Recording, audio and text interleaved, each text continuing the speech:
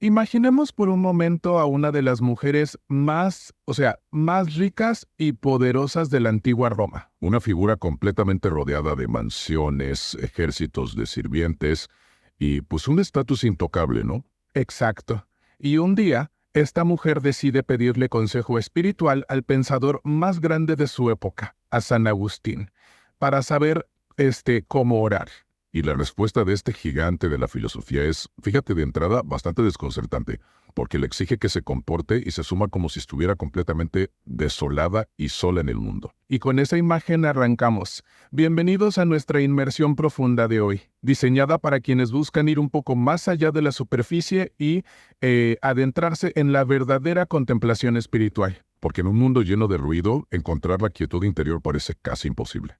Pero para eso tenemos hoy una colección impresionante de textos clásicos, homilías y cartas. Sí, tenemos a los pesos pesados aquí. San Juan Crisóstomo, el propio San Agustín con su famosa Carta 130 a Proba, que es la viuda de la que hablábamos, Santo Tomás de Aquino, San Cipriano y Santa Teresa de Jesús. Y también un par de reflexiones contemporáneas sobre el catecismo. La misión de este análisis, digamos, es extraer los tesoros más prácticos de estos textos milenarios. Porque queremos construir una guía sobre cómo contemplar, cómo orar de verdad y sobre todo cómo evitar que la sobrecarga del mundo moderno termine asfixiando nuestra vida interior. Que es un riesgo real. Y fíjate que, antes de hablar de la mecánica de cómo orar, todas estas fuentes insisten en un paso previo indispensable, que es preparar el estado mental. O sea, dejar el ruido atrás. Totalmente.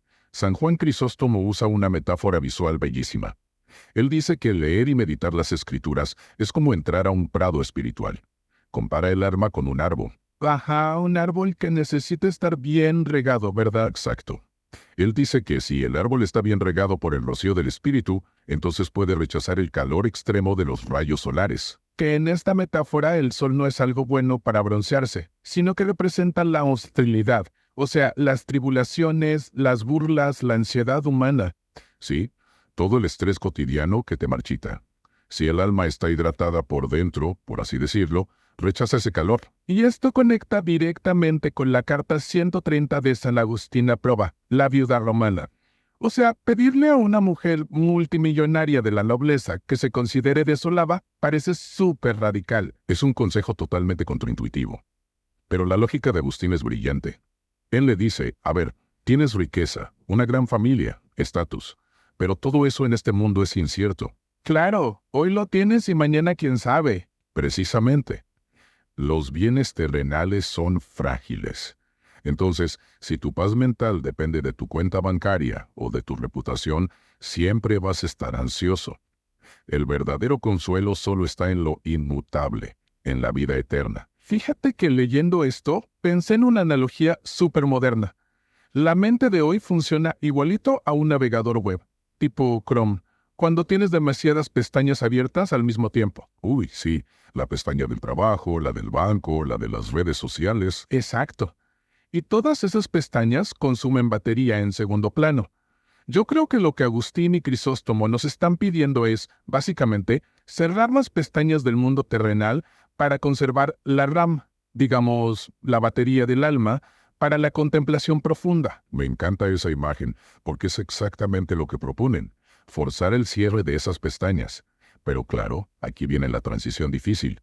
Digamos que logras esa desolación, cierras las pestañas, apagas el ruido. Te sientas en silencio y la mente en blanco. Exacto. Surge un problema súper práctico. ¿Qué se supone que debemos hacer o decir? Es como un pánico escénico ante lo divino, ¿no? Totalmente. Y San Agustín introduce un concepto fascinante para esto, que él llama la docta ignorancia. ¿Docta? ¿Ignorancia? Suena como un oxímoron, o sea, ignorancia sabia. Sí, porque literalmente, según Agustín, no sabemos qué pedir como conviene. O sea, nuestra imaginación humana es tan limitada que no podemos ni concebir la magnitud de la vida bienaventurada que nos espera. Claro, es como pedirle a un niño chiquito que imagine su vida ideal de adulto y te dice que quiere vivir en una casa hecha de dulces. Sus parámetros son demasiado pequeños. Exactamente. Entonces, sabiendo esto, Agustín advierte sobre el peligro de la fatiga mental al intentar hacer grandes discursos. Él cita a los monjes del desierto de Egipto. Los famosos padres del desierto. Ajá. Ellos no hacían monólogos de 2 horas. Hacían oraciones, y lo cito textual, como lanzadas en un abrir y cerrar de ojos. Eran oraciones muy breves y continuas. Como pequeños dardos, digamos. Sí, dardos de atención. Porque Dios no necesita que le demos un reporte detallado de nuestros problemas con palabras. Él conoce las necesidades de antemano. El punto de la oración, según Agustín, es dilatar nuestro propio corazón para hacerlo capaz de recibir el don. A ver, aquí tengo que hacer de abogada del diablo por un segundo.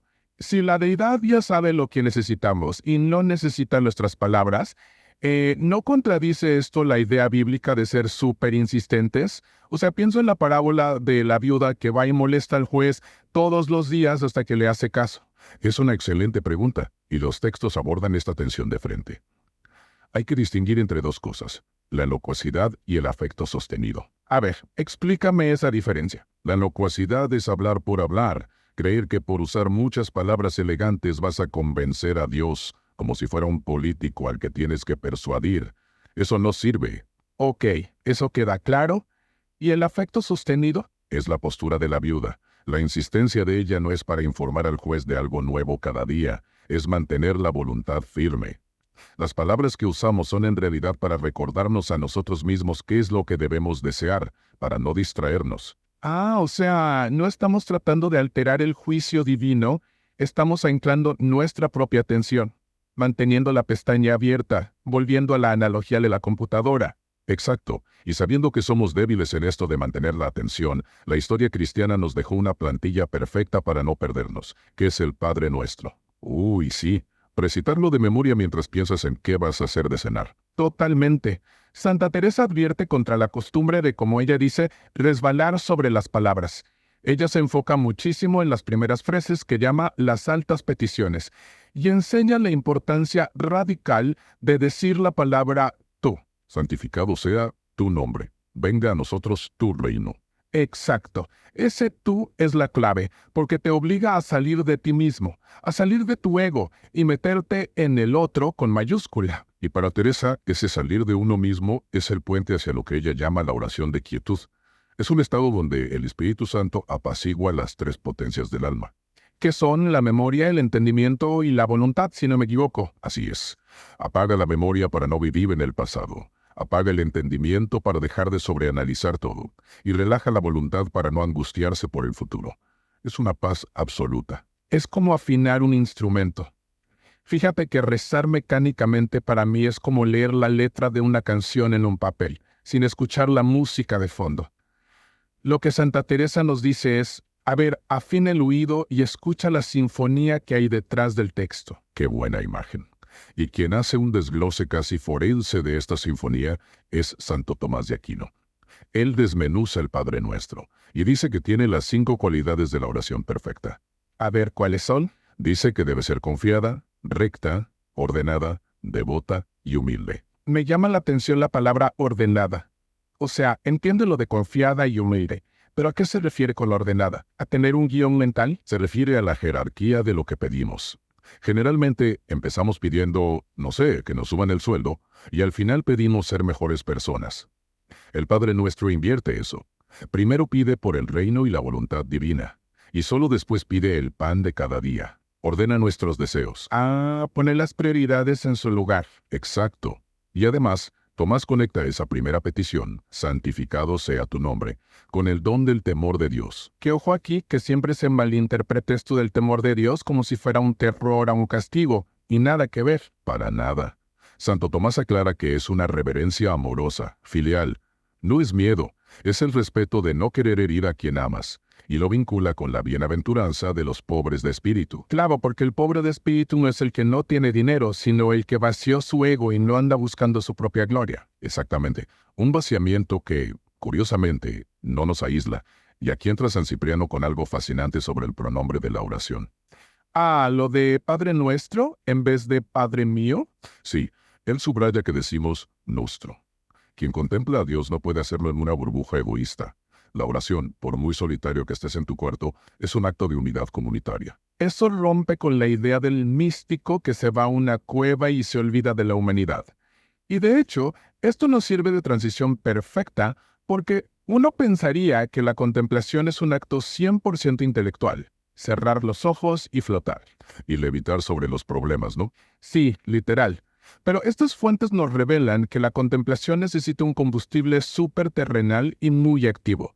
San Juan Crisóstomo usa una imagen muy cruda para esto. El aceite de la lámpara. Exacto. Dice que la caridad y la limosna son el aceite para la lámpara de la oración. Si no le pones ese aceite, el fuego de tu contemplación simplemente no va a subir al cielo. Se apaga. Él recuerda que en los templos antiguos había fuentes de agua a la entrada para que la gente se lavara las manos antes de entrar.